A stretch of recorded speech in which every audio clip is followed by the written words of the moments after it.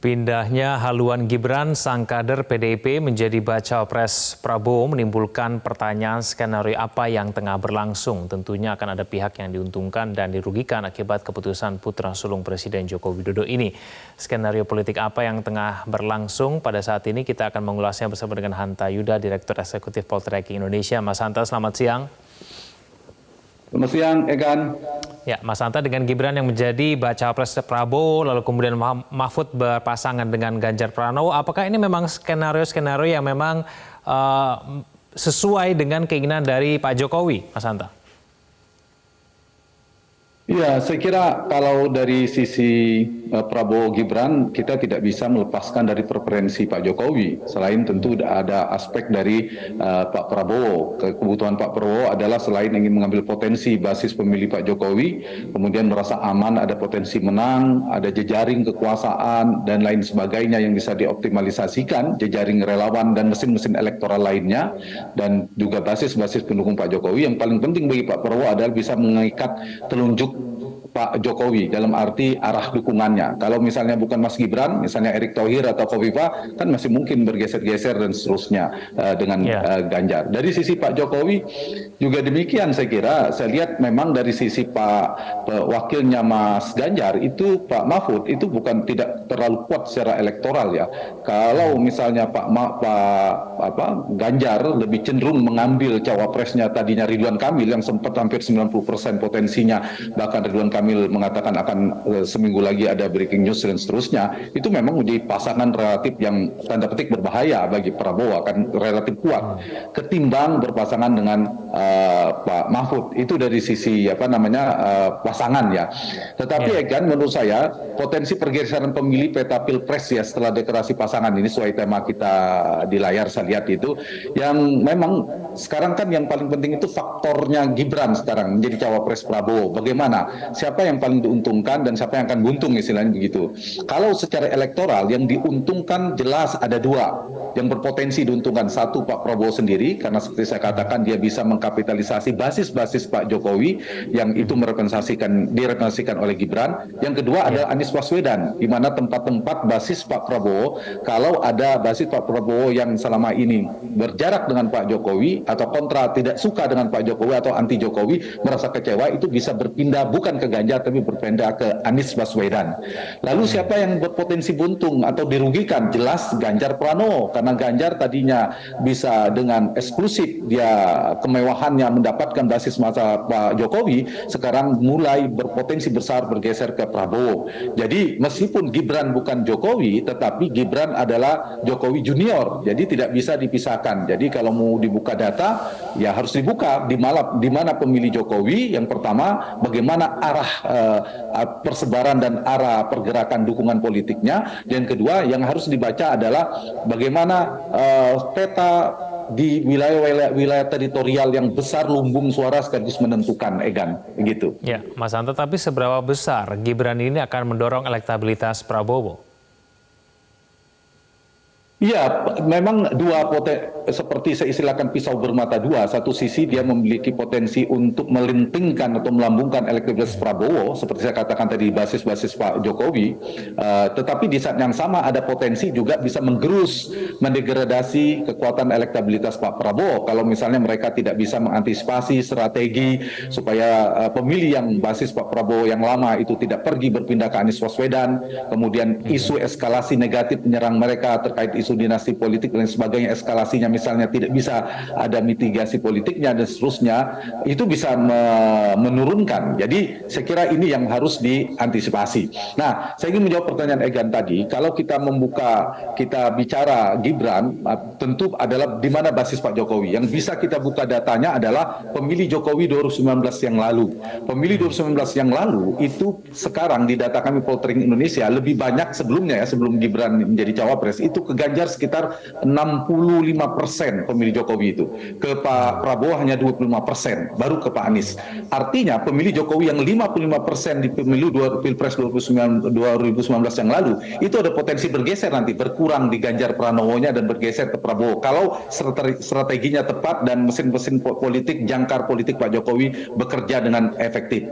Nah, sementara pemilih Prabowo di 2019 yang lalu, yang jumlahnya sekitar 45%, itu terbelah ke Prabowo dan Anies lebih banyaknya. Nah, di sini sebaliknya, ada potensi mereka yang kecewa, yang memang tidak suka dengan Pak Jokowi, bukan pemilih Pak Jokowi, ini bisa bergeser ke Anies Baswedan.